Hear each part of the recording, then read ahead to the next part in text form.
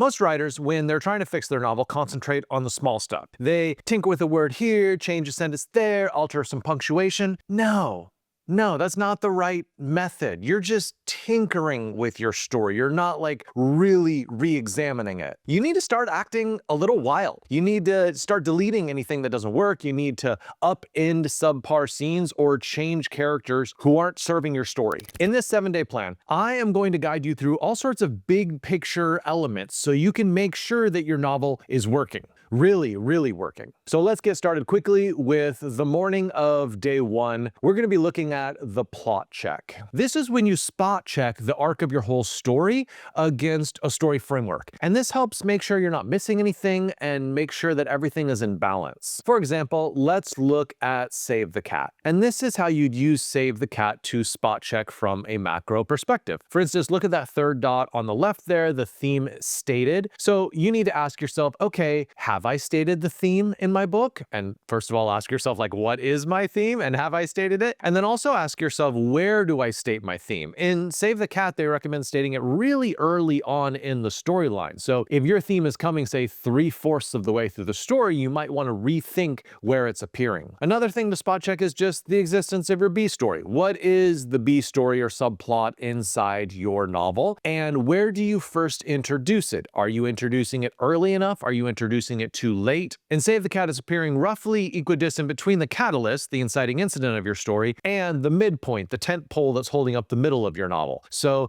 if that's roughly the place where you find that you're starting that storyline in your novel, then you're good. If not, well, take a second look at it. A third thing that a spot check can do is it can show you that the placement is wrong for some of your core story elements. For instance, look at Break into 3, which is really sort of the climax inside Save the Cat. Is that happening 90 to 95% of the way through your story? If not, then you're probably getting to the climax a little bit too early. Or look at the catalyst, which is supposed to be the fourth thing in Save the Cat, but honestly, it's best if it happens in the first chapter, at least by the end of the first chapter at the very latest. And a fourth thing a spot check can show you is like making sure you have each one of these pieces. For instance, the all is lost and dark night of the soul. That is when your character is brought down to the very lowest point. They think they failed. They think everything is going wrong. And that happens right before the climax. So it creates this nice contrast. Do you have a moment like that for your character? How can you make things seem as bad as possible? Now, if you don't know Save the Cat very well, that's okay. Go ahead and use Dan Harmon's story embryo or use the hero's journey. Or if you're in BOOKFOX LAB, go ahead and use the BOOKFOX story scaffolding. Okay, that was the morning of day 1. Now we're going to move on to the afternoon of day 1. And for this step, you are going to grill your main character. The first thing you should ask is, what are their flaws? I think it's very instinctual to write Gary Stews and Mary Sues that are perfect in every way, but just make sure there are identifiable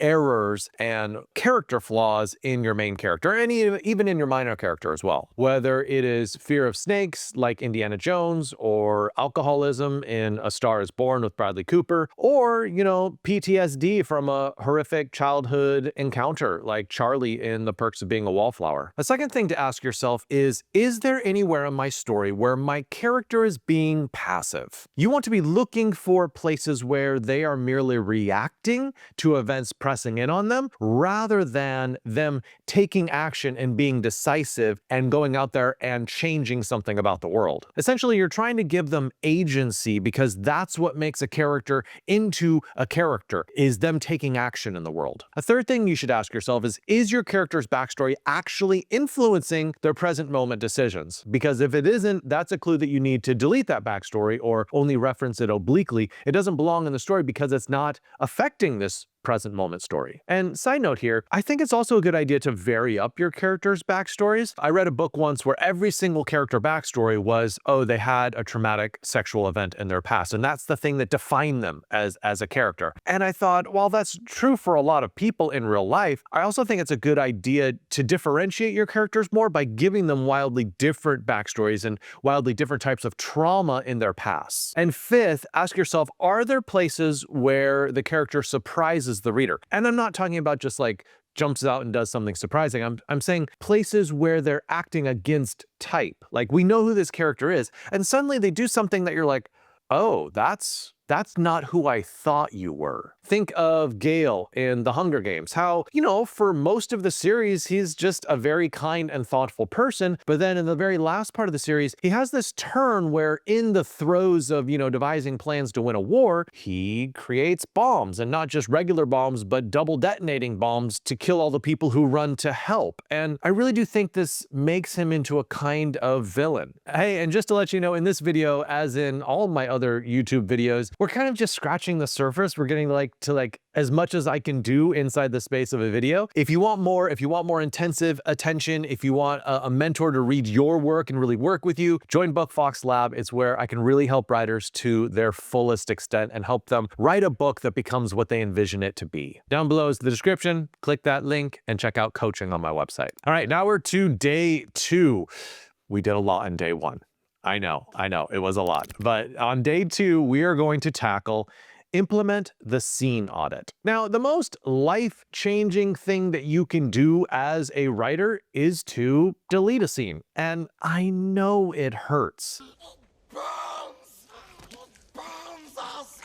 However, being willing to delete a scene is the right attitude to go into your work with, because you have to approach it as though, hey, nothing is precious. I am willing to cut what needs to be cut. So here are 4 questions that you should use to interrogate your scenes. Number 1 is, can you combine this scene with the one before it or the one after it? Sometimes you want to make sure that your scenes are doing double duty, or sometimes even triple duty, because if you have all these scenes that are just doing one thing, your book is going to be bloated and it's not going to be as condensed or as sharp as it could be. So say if one scene is doing character work and the next scene is doing a lot of plot work, can you do character and plot work in the same scene and therefore cut one of those scenes? Second question to ask yourself is, could this scene be shorter? You should always be like, okay, can I accomplish the same effect on the reader in 2/3 of the space? Or even, I know this sounds crazy, but half the space. But another thing to consider is whether you have a scene that needs to be longer. Do you need to flesh out the dialogue a little bit more so the characters have enough time to communicate to the reader what's happening? A third question to ask yourself is,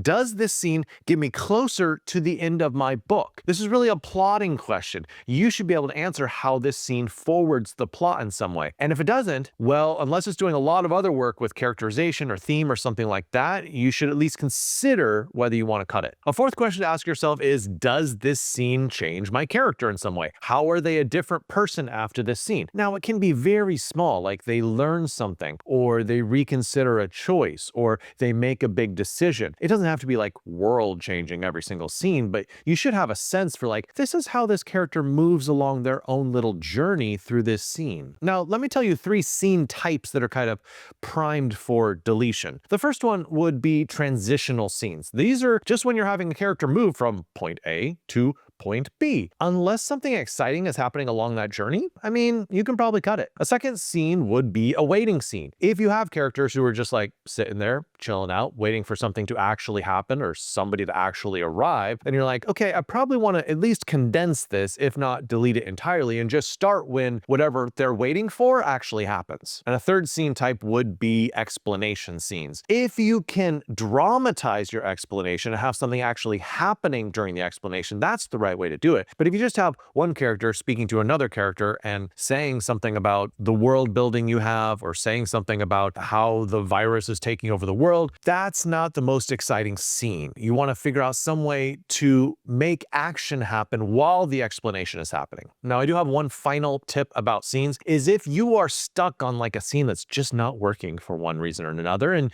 you've run through all your, tricks and techniques and you just don't know what to do, I would say put it in a different file entirely, and try to rewrite the whole thing from scratch without looking at it in any way. You're going to be tempted to look at it. Don't look at it. Rewrite the whole thing from scratch and just see where your imagination takes you. Sometimes your imagination can solve a problem that, your conscious mind, when you're analytical and trying to just fix the puzzle, can't solve. Just flow with it, and in that flow state, you might find the solution to make the scene work. All right, day 3. Let's get going. On day 3, we are going to look at the timeline test. What I want you to do is take a big sheet of paper and map out your entire story inside of a grid. So on the top part of the paper, you're going to write chapter 1, chapter 2, chapter 3, and then on the left-hand side of that grid, you're going to write pieces or elements of the story that you want to make sure extend across the whole storyline. For instance, stuff like like a special object or powerful object, or a theme, or a subplot, or a minor character, or an antagonist. And what you're doing as you map this out and you put little check marks in whatever chapters these things appear, what you're doing is you're looking for continuity errors. If you see a gap of, say, 3 chapters, or you're like, oh, my antagonist sort of disappears for 3 chapters, that's a problem. Or if you see a gap, where your special or magical object disappears for 3 or 4 chapters, you're like, I need at least my characters to reference that object to help the reader remember, oh yeah, that's part of the story. Another thing that you could list in there is just the presence of any sort of flashbacks or backstory. Where does my reader learn more about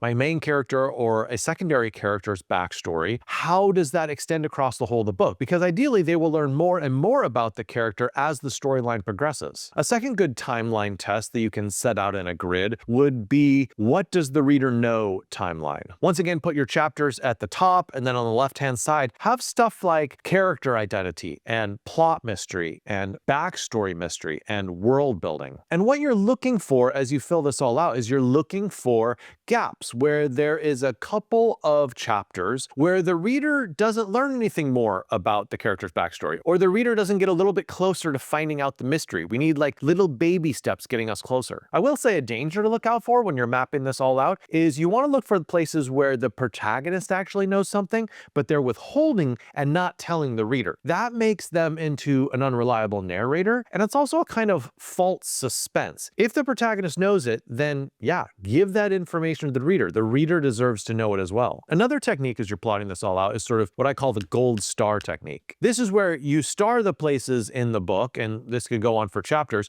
where the reader knows something that a character doesn't. This is dramatic irony. It's wonderful. You should use it. And also you want to be able to see visually where it's happening and where the protagonist or the characters actually find out what the reader knows. All right, let's move on to the morning of chapter 4.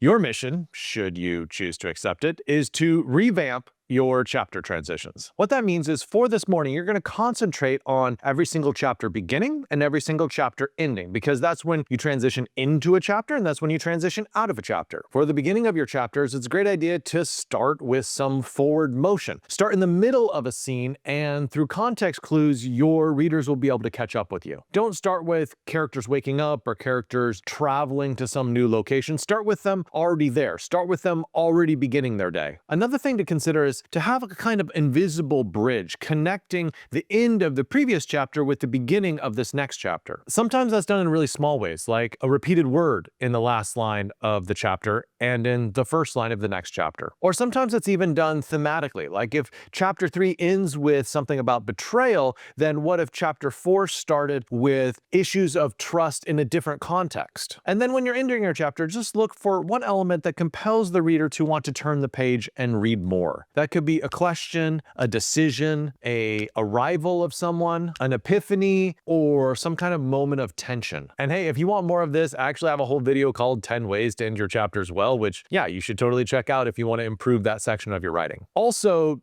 definitely do not subscribe to this channel unless you want to become a legendary writer, in which case, go right ahead. And for the afternoon of day number 4, you are going to do a pacing check. The first thing I like to guide readers through is the white space check. What I want you to do is scan through the file in your computer, or if it's printed out, like the actual pages themselves, and look for white space. If your entire story is huge chunks of text with no dialogue or maybe only one paragraph break per page, you're doing the reader a real disservice. It's going to feel like a slog to read. Ideally, it's really helpful to give the reader periodic breaks throughout your manuscript so they're not constantly facing a huge wall of text, and you create more white space on the page in 3 different ways. The first way is chapter breaks. Chapter breaks give a lot of white space. Half the page is essentially white space, and it just gives a little bit of a reprieve to the reader visually. The second way to create more white space is just to have back and forth dialogue. With a lot of dialogue, you get a lot of indents, you get a lot of dialogue that maybe doesn't even reach the end of the line, and it's refreshing and helps the reader feel like they are reading quicker. And then lastly, having frequent paragraph breaks. The difference between a page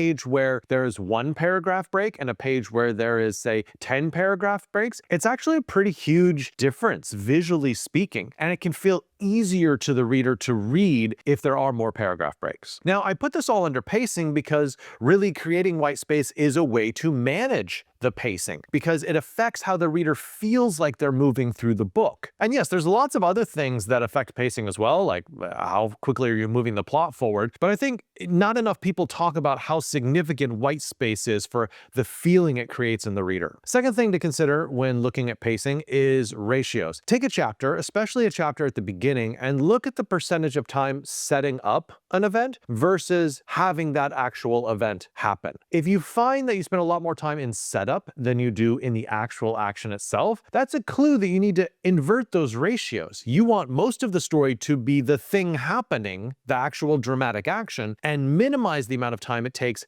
to get to that point.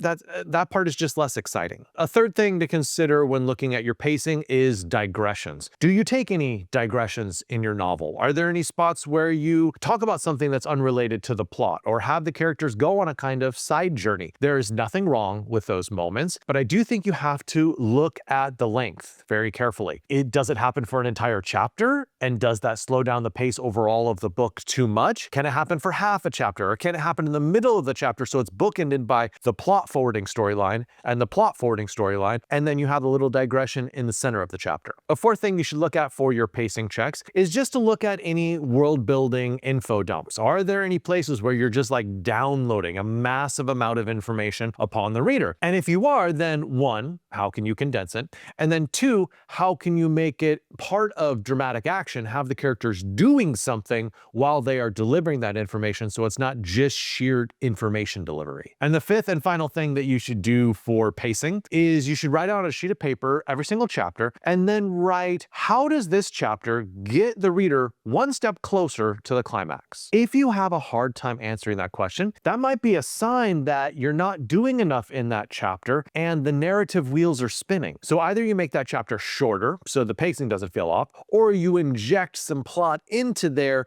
so the reader still feels like things are moving along. Congratulations, you are now to day 5 in our week-long adventure of making your book better. And for this one, you are going to do a dialogue interrogation. We're doing a dialogue interrogation because dialogue disproportionately affects the greatness of your book. For how much space dialogue actually uses on the page, it punches way above its weight. It is so important to how readers feel and experience these characters and enjoy your novel. So the first thing you should do is look for super long passages of dialogue. By that I mean 5 or 6 pages of dialogue between characters, and then ask yourself, does it have to be this long? Can I make this any shorter? The advantage of cutting dialogue away is that the more you cut out, the more that the dialogue that remains is prized and sort of shines out in the storyline. So if you can condense dialogue, please do so. The second thing to consider would be, do your characters sound like themselves? If you isolated a single line of dialogue for one of your characters, could a reader be like,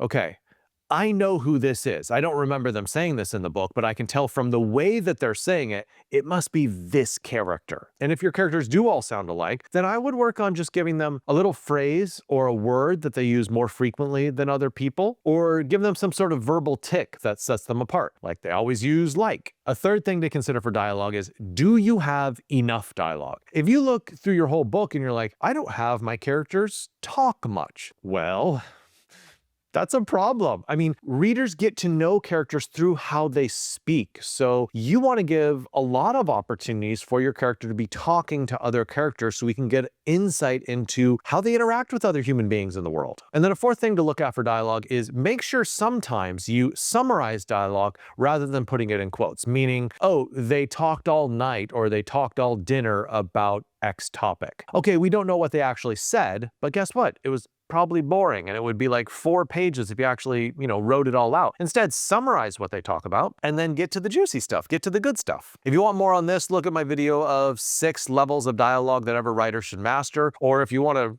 really get in depth, I have a whole dialogue course on like the ultimate guide to writing dialogue. So you can check that out in Bookfox Academy. Well, congratulations. You have almost made it through this crash course of novel improving. We are to day number 6, and this is the secondary character audit. What I want you to do is to list every minor and secondary character inside your novel, as long as they're named, right? They have to have a name. I don't care about random janitor somewhere, as long as they're a named character. And then next to every single character, write what their role is in the plot. What do they accomplish? What we're looking for here is we're looking for overlap between characters. If two characters are mainly doing a mentorship role, for example, can you cut one of those mentors and just have one character do that role? Because if you can cut a character, you probably should, because that's one less character the reader has to keep in their brain. That is one less character that you have to do a lot of characterization work to make sure they feel like a real human being. I mean, in Harry Potter, J.K. Rowling actually cut out a large number of minor characters that for some reason weren't exactly working in the book. She had quite a big role for Malfada, who was Ron's cousin. She wanted her to be like an eavesdropper, but then as she was writing it, she's like, you know what? It just doesn't work. So she cut her entirely. Voldemort had a servant named Pyrites, like, yeah, fool's gold. But in the end, it turned out she didn't really need him for the plot, so she cut him too. She also had a character named Moppus, who was this like blind divinator who could foretell the future. But then she's like, well, if there's someone who could foretell the future, it sort of takes some of the tension of the storyline away. Like the characters can figure out what's going to happen. So she cut him too. I think most writers can't even dream. They can't fathom of cutting one of their characters because they're like, oh, I did so much work on this. It's so integrated into the narrative. Do I really have to do this? But I will say that a lot of very accomplished authors do this quite frequently. Perhaps almost in every single book, they'll have a character that they were trying to run with, and then they're like, that just didn't work. And lastly, day number 7, we are going to tackle the Climax stress test. So what are some absolutely key questions you need to ask for your Climax to make sure it's doing the work it needs to do and will make the reader happy? The really obvious one, which I guess I need to say because some people mess up on this, is does it solve the main problems of the plot? 99% of the time, you do want to offer resolution. I think the whole technique of ambiguous endings, it works a lot better for short stories than for novels. And yes, there are exceptions to that rule, but for most of you want to resolve all the problems in your novel. A second thing you want to check on is your main character active? Are they the ones that end up solving the problem inside the climax? And I'm not saying that like minor characters shouldn't be helping. They should be helping, but your character can't be passive in that final critical moment. If so, they're not the main character. The third thing for a climax stress test is to ask yourself whether the stakes are both external and internal. External stakes would be defeating the antagonist in some way. Internal stakes are, did they get a better, more holistic view of who they are as a person? Maybe they thought they were a coward, but now they realize, no, actually I'm very courageous. So it's an identity shift. Just be looking for ways where you can have a climax internally for your character, because that does matter just as much as that external climax. A fourth question to ask about your climax is, does this climax feel both surprising and inevitable? And those things are polar opposites. Inevitable means like, yeah, of course it had to have happened this way. The writer didn't mess up. There's no other way this could have happened. But at the same time, it has to feel surprising. The reader should not be able to see like, oh, of course that happened. Like that's exactly what I expected to happen. It's actually very difficult to balance both the inevitability and the surprise. And I find that a lot of writers end up tilting to one side or the other. So as much as you can, try to incorporate both of those elements in your story. That is the definition of a good climax. And a fifth question you should ask is, are the stakes super high? The definition of a climactic moment is when the stakes are the very highest. You know, death is on the line, love is on the line, their very identity or soul is on the line. If you're not making the reader worried, like, oh no, the absolute worst thing possible might just happen, then you don't really have a climax. And woof, there it is. You are done. And if you need a really experienced writer to walk alongside you in this journey and guide you through the process, in Bookfox Lab, we do have a whole new revision track, which is for people who have finished their whole novels and they want to get developmental feedback on it from someone who's really good at this. So if that's you, click on the link below. For everyone else, I hope you really enjoyed this video and that you feel equipped and ready to go through this process and to make your novel its best self. Happy writing.